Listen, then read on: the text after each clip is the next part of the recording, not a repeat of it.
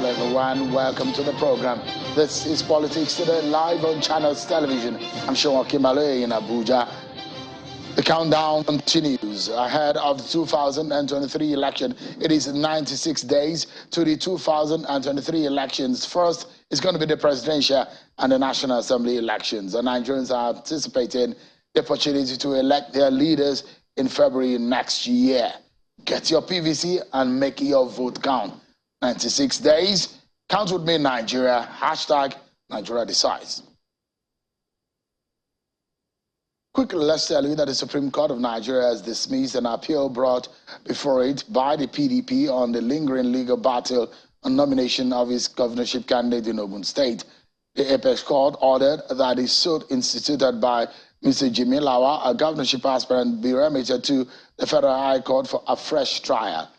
Delivering the judgment, Justice Ibrahim Salawa held that the Federal High Court was wrong in declining jurisdiction in the matter of Jimmy Lawal. The Apex Court agreed with the Court of Appeal in Abuja that the Federal High Court had the jurisdiction to hear the matter of Jimmy Lawal on its merit.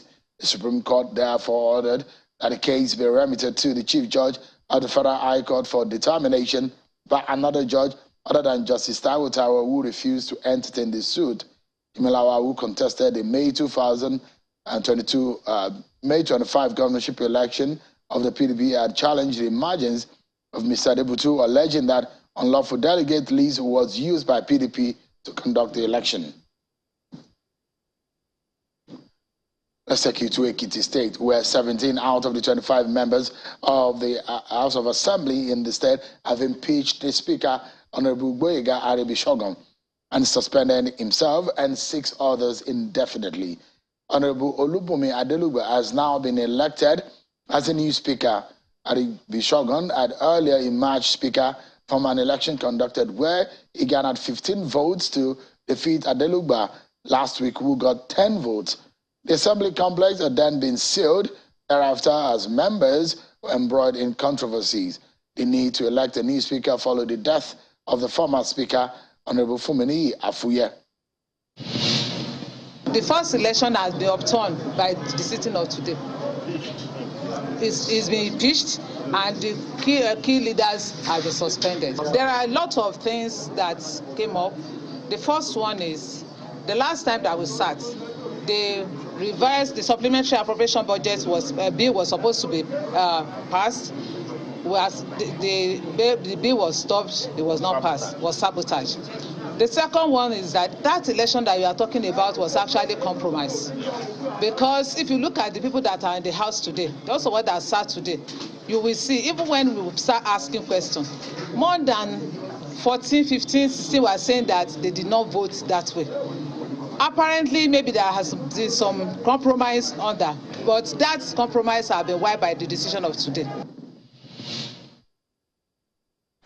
Meanwhile, Honorable Arebishogun says that the impeachment and the proceedings today were illegal and asks the people of the state to remain calm in the face of the controversies.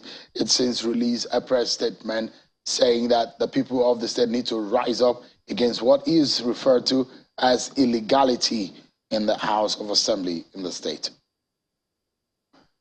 Tonight, our guest is the Executive Governor of Kano State, Governor Abdullahi Ganduje, will be joining us in a moment on the program. But before we get started with a conversation with him, let's check out some of your political roundup stories.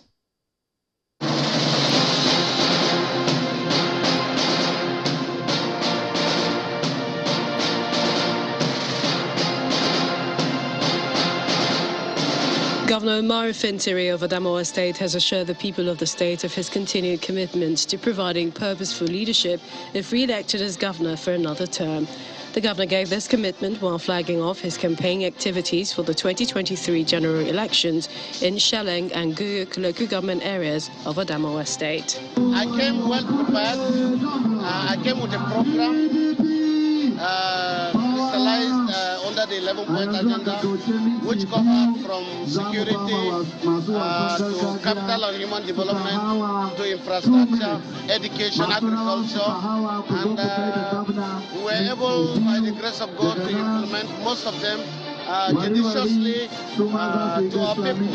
Supporters of the People's Democratic Party in Lagos have staged a solidarity walk to mobilize votes for the presidential candidate of the party, Mr. Atiku Abubakar, and his running mate, Dr. Ifeanyi Okowa, ahead of the 2023 general elections.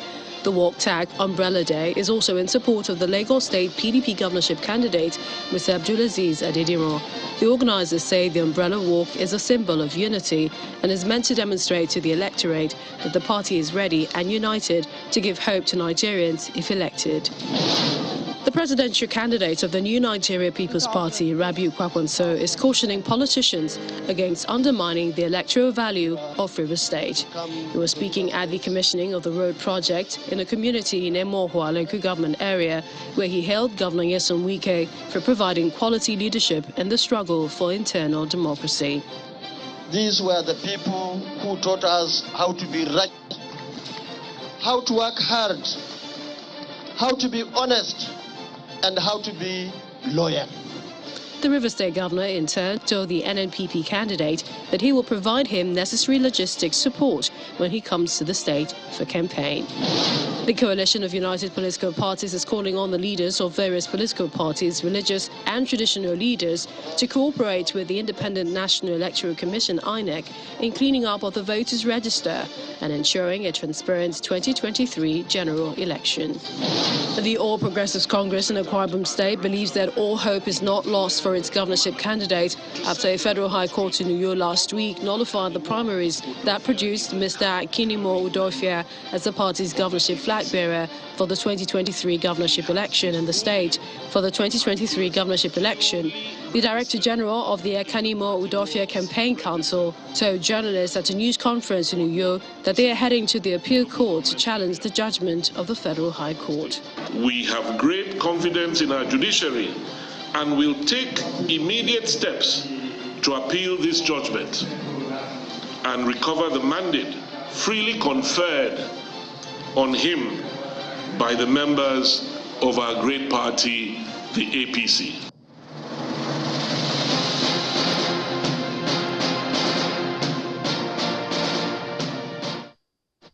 There you have it. You've been served with your political roundup stories.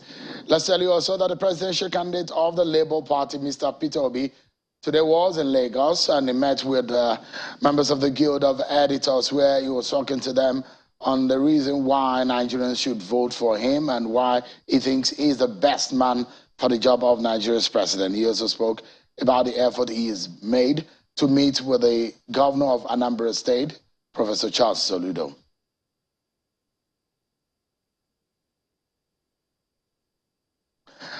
Let's get to our conversation for today, and let me give you some premise, everyone.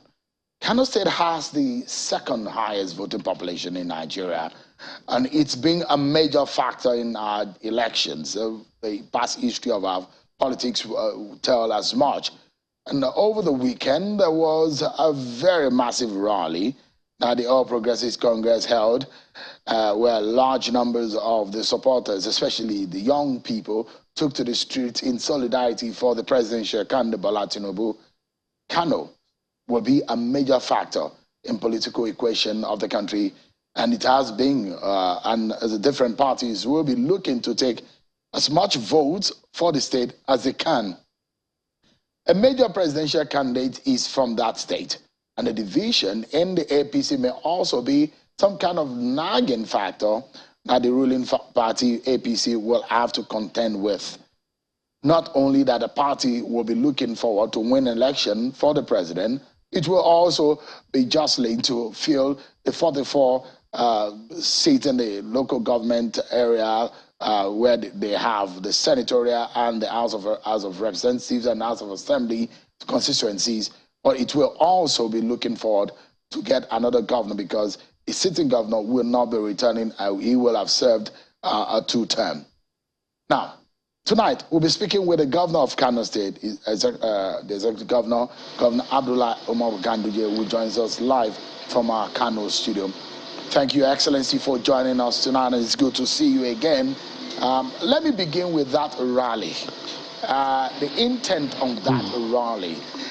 Was that rally supposed to be a solidarity rally, or it was supposed to be some kind of daring to show that your party is on the ground, considering the contending factors that have emerged in the politics of Kano State in recent past? Thank you very much for inviting me to this important discussion. Pertaining to the question you asked, I think it includes all the things that you have mentioned. It's first of all to show a sense of solidarity and also to show that the APC is fully on the ground.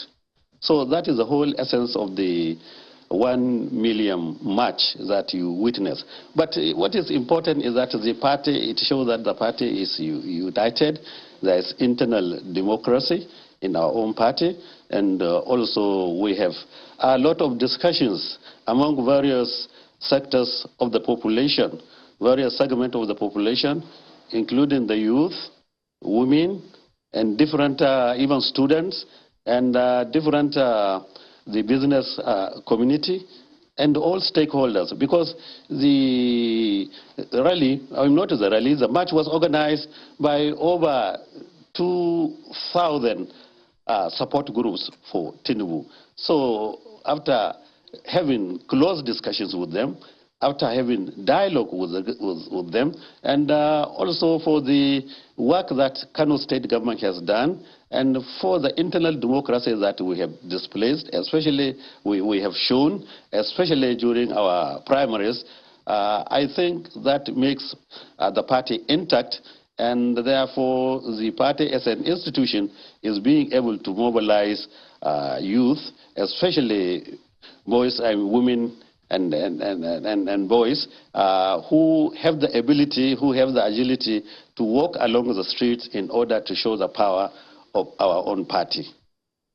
If you look at what has happened, perhaps this is not the first time the street of Kano is experiencing or seeing this kind of crowd on the street. I mean, if you are popular in Kano, you will get as much response from the people on the street as we've seen right there on the screen. So for those who say, well, this kind of crowd is not synonymous only to the APC. Other political parties have the capacity to pull this kind of crowd. And others would debate to say, look, crowd is not the thing. You have to show it on election day. There is being a challenge to the strength of your party on the ground. Is there some jitter, Governor Ganduje, about the capacity of your party, the APC, to show its strength, considering some of the internal division that it has experienced in the past few weeks? Thank you for this observation, but I would like to tell you that the party is united. It's normal to have some problems within a political party, but when you have very strong internal mechanism for resolving issues, you will see that you always succeed and you forge ahead. So what happened some few weeks ago, I involved the factions in dialogue, and we reached an agreement, and I think we are very, very much united together. So you can see that the party is united, and also this can be experienced from our own internal election, that is the primaries that we conducted, and also the way we conduct our affairs now. I think the party is fully on the ground. Even though I know it is normal to have this kind of crowd, but from experiences, you know, even during the last presidential election, we had 24 members of the House of Representatives and 3 over 3 members of the Senate, and also we produced the highest votes for the presidential election. So I don't think it is normal to say that the party is fragmented and there is some doubts on the ability of our party to win the election. I think seeing is believing, and what you saw is exactly what is happening at the grassroots level. And we assure you, we will even do more, much better than what we have done now. Let us wait for the Presidential Campaign Council to come to Kano, and you will see how it will work. And also let the election comes also, you will see how we will win the election, right from the State Assembly to the House of Representatives, the Senate, and also the presidential election. So I assure you, we are on the ground, and APC is the same from top to bottom and from bottom to top. What the figures are telling us, Governor Ganduje, there seems to be a dwindling fetching of the APC in Kano State. If you look at what happened in 2015, the margin between yourself at the governorship election and the PDP candidate was 1,023,000 votes. You had 1.5 and 46,000 votes, while the PDP candidate had 509,000 votes. But in 2019, that gap was not only closed up, but there was a threat. You succeeded to have won that election with less than 10,000 votes. In fact, with 8,982 votes. In the presidential election, the gap was actually also closed up, considering the fact that the party that has always won election in Kano for the president had always won with great margin to ensure that the leading party emerged victorious. I mean, isn't that some kind of threat for you, considering what has happened in the recent past? Also, there was a poll that had put the NNPP candidate first for the governorship election in Kano. Are you worried about this trend? Thank you for this observation, but I would like to thank you for acknowledging that in presidential election, APC is always the winner. Thank you for that observation, and we assure you it will repeat itself. Concerning what happened during the last gubernatorial election, our party was factionalized, especially, APC is a mixture of political parties, not a compound at that level. So you find that some of the parties that formed the merger decided to vote for Mr. President, and when the governorship election, they decided to do an anti-party system, an anti-party election. So that really put us in that kind of problem that we found ourselves. But after working very hard, and especially in the metropolitan areas where we had the problem, in the rural areas, we won all the elections in the rural areas. So the way you can understand that is as a result of anti-party, you see the number of state assemblies that we got compared with that of the opposition. So we assure you there is no threat as such, because our party is now united. Those who had some disagreement with us had already left the party, and a lot of entrants. We gained so many entrants from other political parties, including the one that you referred to. So we assure you, APC as a political party in Kano, we are a party that will win the election from all levels of the elections. I assure you for this. You're not worried about the signs of the polls that has put your party in the second position? Well, until I see the parameters that have been used in order to do the survey. Surveys of nowadays are usually sponsored surveys, and unless if you weigh the instrument that is being used to assess the situation, it's a social program, it's a social assessment, and all experts are now they do usually tilt that there's a presidential candidate in Kano, therefore let the survey indicate that that political party was presidential candidate has an upper hand. I think psychologically that sometimes it operates like that. So unless if we see the tools that are being used for the measurement, we cannot just agree, because there should be, an issue of credibility in the survey. There should be an issue of decency in the election, in the survey, and the instrument that has been used, I think, is the thing that matters a lot.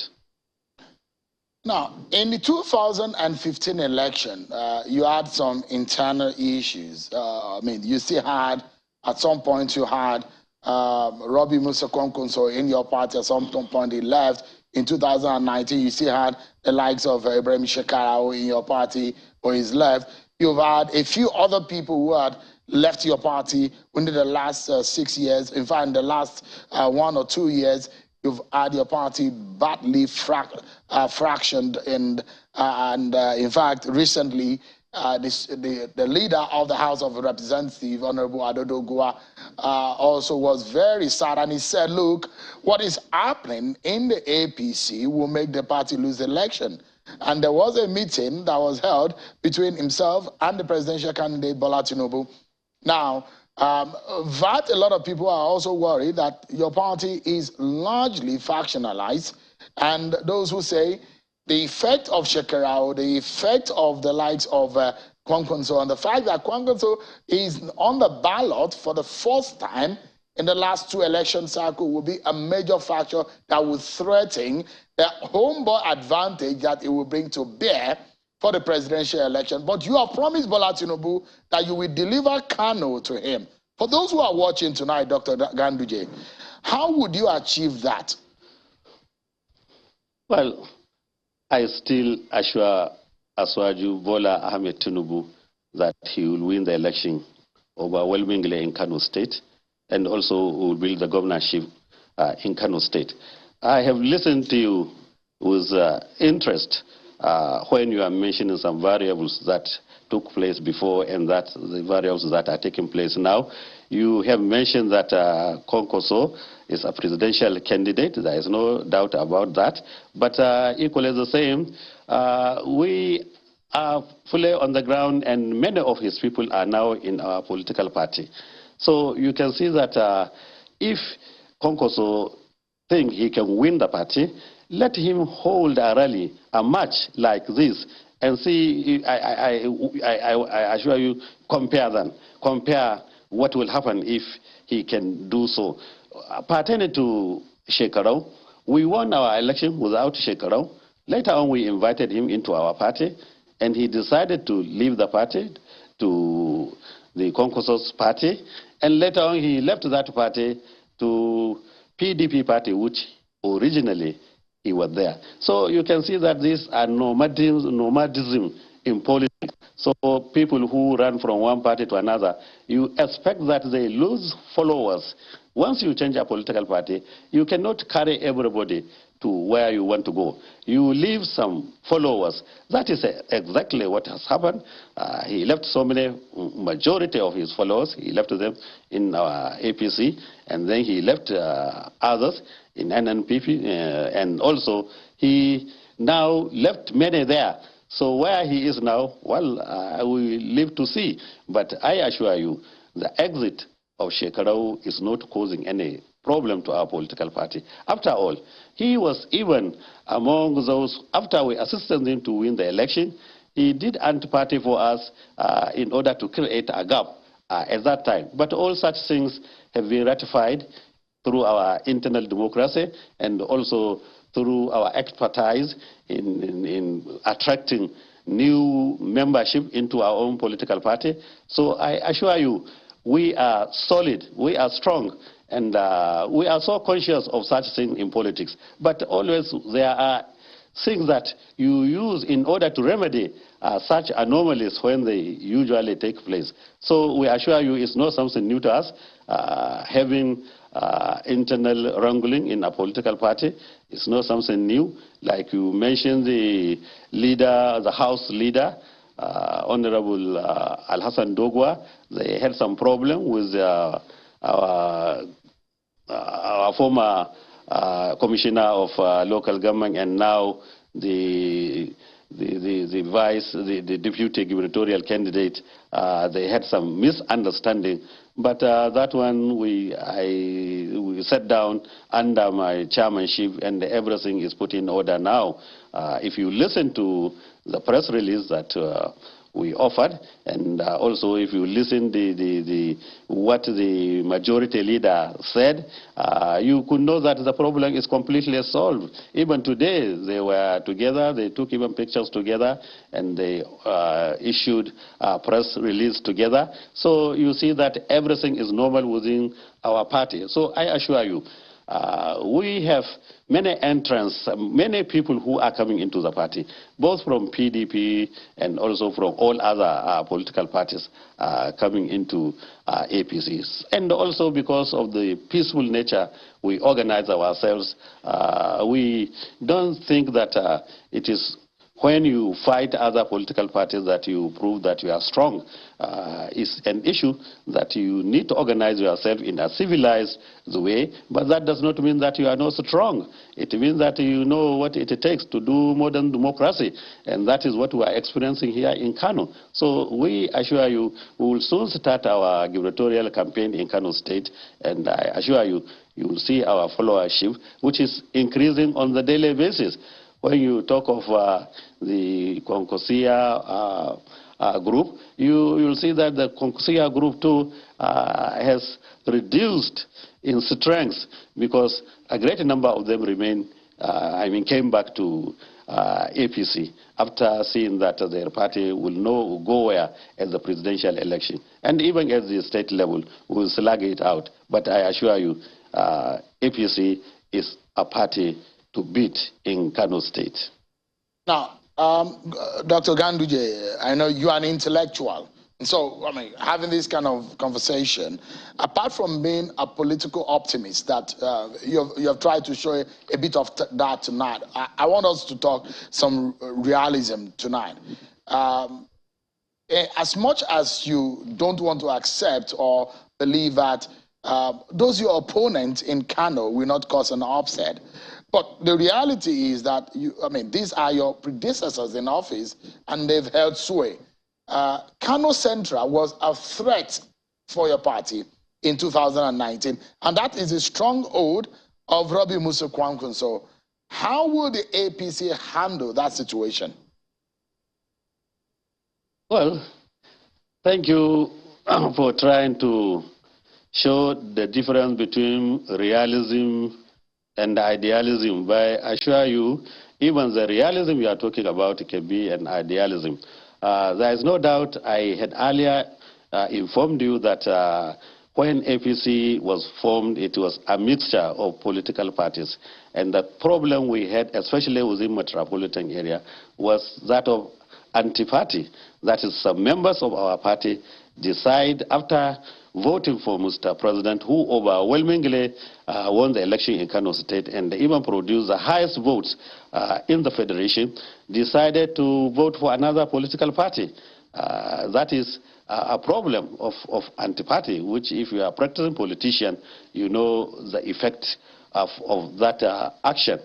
But later on, you see, we decided to come together in the course of our administration, and that problem has been solved because we have very strong internal democracy. Of course, there is always a time when you have some people who will leave the party, who will be against the party. But at the same time, those who come into the party, probably because they are not known figures, the story is not like that of those who are known.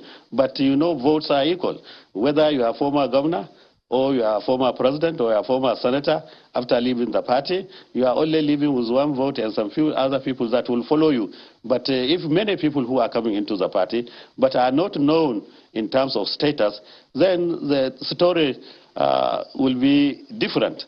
So we assure you, and also some of our members, you know, after realizing that we won the election, that was in 1999, they relaxed. They thought that since we won overwhelmingly in the first election, therefore it will follow the same thing for the governorship election.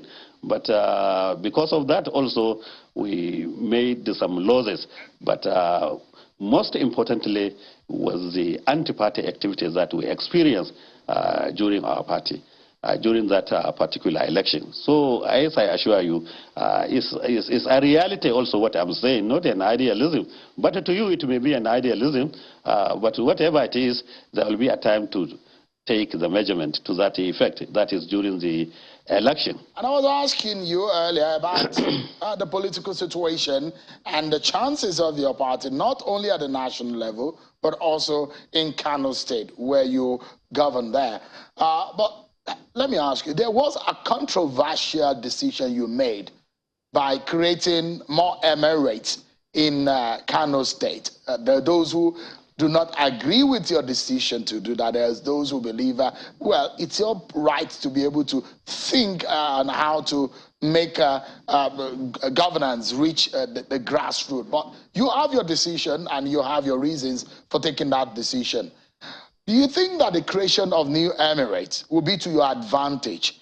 Was it because of politics that you made that decision? No, it is not because of politics. It's because of the exigencies of development. If you could recall, it was done before. During the former governor of Kano State, late Abubakar Rimi, he created new emirates. But because he didn't do all what it takes in order to make them sustainable, another government came and dissolved them. So you can see that it's not a new issue. And we made it very, very clear right from the beginning. We said we were creating these emirates not because of politics. First of all, we followed history. Following the history of each emirate that we created, you find that some of the emirates were really part of the Hausa kingdom in those days. And most of those districts that participated in that arrangement are now first-class chiefs for the last 50 years. Some of them are like that. Some of them are even, claiming that they existed before Kano itself. So the issue of history is the first issue that we have followed. Another issue is that of demand. When these emirates were created by late Abubakar Rimi and they were dissolved during Sabo Bakizo administration, people continued to agitate for the creation of the emirates. So you will see that there is demand, there is agitation for that. And another thing that we wanted to create smaller cities that will complement the services provided by the mega city of Kano. And also, we want to deepen and widen the participation of traditional rulers in governance in Kano State. And we have seen that in the practical terms. So these are the main reasons why we created these emirates. It's not for political reasons, even though since the people are happy, the people like it, and especially that our opponents are saying when they come back to office, when they win the election, they will dissolve these emirates like previous governments that did during the Sabo Bakinzo administration. So they are bent to ensure that we win election because they will not welcome anybody, ranging from the legislators to the traditional rulers, even to the masses of these newly created emirates. So I assure you, even though it is not based on politics we created them, but you cannot separate it from gains of politics, and that is politics anyway. So I assure you, we have developed, especially the headquarters of these emirates, to the extent that they know there's really a change, rural development. We have drastically, we have reduced the rural-urban migration by providing some services at the headquarters of these emirates, especially the road network in all the newly created emirates is very, very encouraging. And also we provided health services in mega hospitals. You don't need to go to to Metropolitan Kano unless if the case is very serious. We even introduced new services in those hospitals like eye clinic, dental clinic, ear clinic, and modern laboratories. You can see that the people are happy. And most importantly also is the issue of security. The traditional rulers are assisting us with the security situation. We introduce community policing, of which the emas, the chairman, and then their district head, their village heads, their ward heads, their imams, and stakeholders are all participating in this community policing. So you can see that after we created the emirates, then we have decentralized some of the activities, especially issues that are pertaining to development and security. So I assure you are taking advantage of that as well. Now, there are those who think that the election might not be concluded at first ballot. That means there is a possibility of a runoff. I mean, you've worked with former Governor Robbie Musa Kwankwanso before now. Should it, push come to shove, would you be willing to approach him for political assistance if your party will need one? In which level of election? At the presidential election. Well, there's no doubt about that. If we fall into that kind of situation, we will have no option but to approach all those who can assist us. And having worked with him before, I have no problem to approach him for assisting at that particular level. So every good politician has to look that way. So we cannot close our doors. But I believe Bola Aswaju will win this election at the first ballot. Governor Ganduje, do you? Yes. I mean, there is a rise in profile of the Labour Party and its presidential candidate, Peter Obi. Does this threaten the chance of your party in any way? Are you weary of the possible damage it might cause politically to your party's chances? I don't think so. In fact, the emergence of Labour Party with Obi as the presidential candidate, I think is a good omen to APC, because our major contender is the PDP, and look at what is our political investment in the Southeast. The votes we got from Nasarawa local government in Kano Metropolitan was much higher than the total votes APC got in the whole 5 states of Southeast. So you can see that if there is any problem politically in Southeast, it is the PDP that will suffer the brush.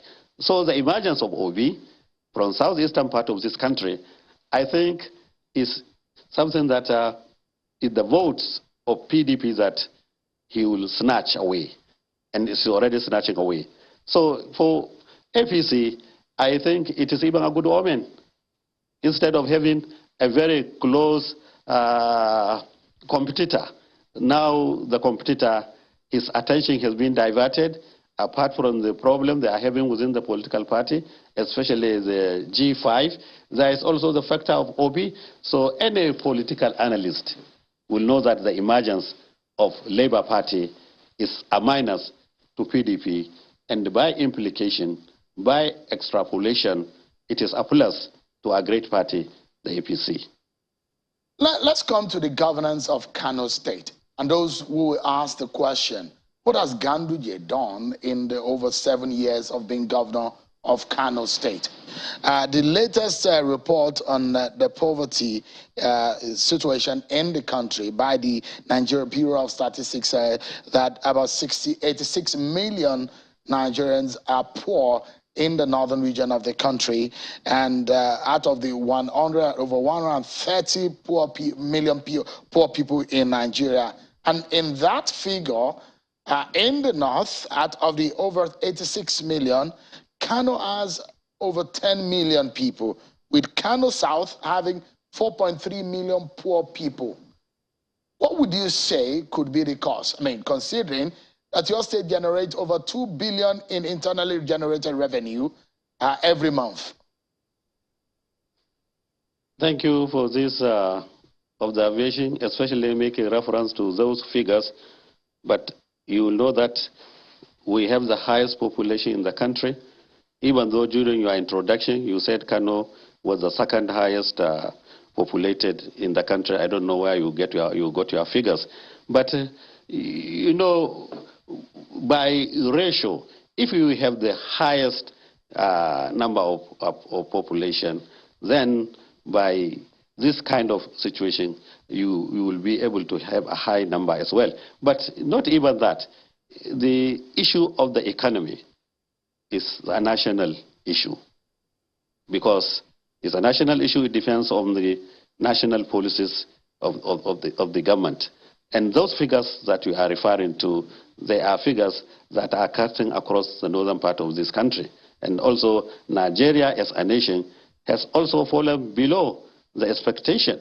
So it is a data that you cannot particularly pinned down to a particular state to say that that state has not done well. That is why you get the high number of poor people. However, in Kano State, what we have done, we have observed that there is a high degree of unemployment, especially among our youth. We have seen that it's as a result of the university curriculum that we are operating today. So you have so many graduates who are unemployable. We have taken that survey and we decided to create an enabling environment for them to be given appropriate skills. We have established a multi-billion naira skill acquisition center here in Kano. And also not only that, we undertook our research to find out the gaps that are existing in terms of employment, and we decided to buy appropriate equipment to put in those center, in the center that we have created, and also it is already existing. And also we signed an MOU with the Peugeot Automobile of Nigeria in Kaduna to train up to 1,000 auto mechanic engineers. The last batch of 300 trainees are now in Kaduna, and the 700 have already graduated. And then they are all self-employed. We have their own records. Some of them we provided even with modern workshops, free of charge. And you can see that how we have reduced the level of unemployment in the state. And the center that we are operating now, the skill acquisition center we are operating now, there are so many graduates who decided to come and learn one trade or another. And we have graduated few ones as a test, and then more inside there. And in order to ensure sustainability, to ensure that we have the best practices, so that after we leave, this center does not crumble, business as usual, we decided to employ a foreigner where we purchase the equipment. And that foreigner is a white man who is managing the best, the center in the best way possible. So you can see that we have reduced the level of unemployment. Another issue is that because of the security in the situation, so many factories are coming up in Kano State, and many youths are getting employment because Kano is the most peaceful state in the federation. So even that one we have taken as statistic, and we have seen that thousands of youth have gained employment as a result of the establishment of new industries in Kano State. So we assure you, we are taking every step in order to reduce poverty in the state. Also, we pay our salaries and allowances, and also we do some empowerment here and there in order to reduce the hardship of the inflation. And we think we even established through PPP Kano Economic City, whereby a new market has been created. And also because our business community, they suffer some hardship when they import goods from all over the world before the goods come into Lagos and then come to Kano. It takes time. Yeah. So we establish what we call inland dry port here in Kano, Dala Inland Dry Port, which has taken off. So you can see that you can import your goods right from China. You don't have to go to Lagos. You pick your goods in Kano. So that has provided a lot of employment, and also that has assisted our exporters and the importers. Governor Ganduje, so we have taken so many measures. Yeah. So yes. You've listed quite a few activities that has gone on, but we just have few seconds left on the program. But earlier, the figures I was making reference to stands on the fact that I was referring to the voting population. Kano State has the second highest voting population in the country. That's voting. It means that after Lagos State, it has a little over 5 million, with Lagos over 7 million. So that was what I was making reference to. But on a final note, Governor Ganduje, and perhaps in just 20 seconds or less, if you can just mention, because it's a quick question, what legacy would you say you are going to leave behind as the governor of Kano State? If there is one thing that you can make mention that the people of Kano State will not forget you for. Only one? No, I just wanted to mention one. What would be the legacy of Umaru Abdullahi Ganduje as the governor of Kano State? Just one. The infrastructure of mega city of Kano Metropolitan. We have undertook a survey of all our road network system, and we have seen that if care is not taken because the city is growing big, if we don't take some steps, then we'll have problem like what Lagos had before the coming of Bola Ahmed Tinubu. Therefore, we decided to review the master plan of Kano Metropolitan to introduce new traffic crossings, new type of bridges. In fact, we have even introduced a new system where we have 3-level interchanges in Kano State. And we have many of them. So I think Ganduje should not be forgotten because of that. There are so many other things anyway that we have left behind, we are leaving behind as a legacy. That would be good. Well, thank you so much indeed, Governor Abdullahi Ganduje, for your time tonight, and I wish you and your party the very best, and also the people of Kano a good time. Thank you so much indeed for your time tonight. Thank you. Thank you so much. That's our show for tonight, everyone. Many thanks for watching. I'm Sean Okimale. Bye for now, and God bless Nigeria. It's now time for Election 101 in 5.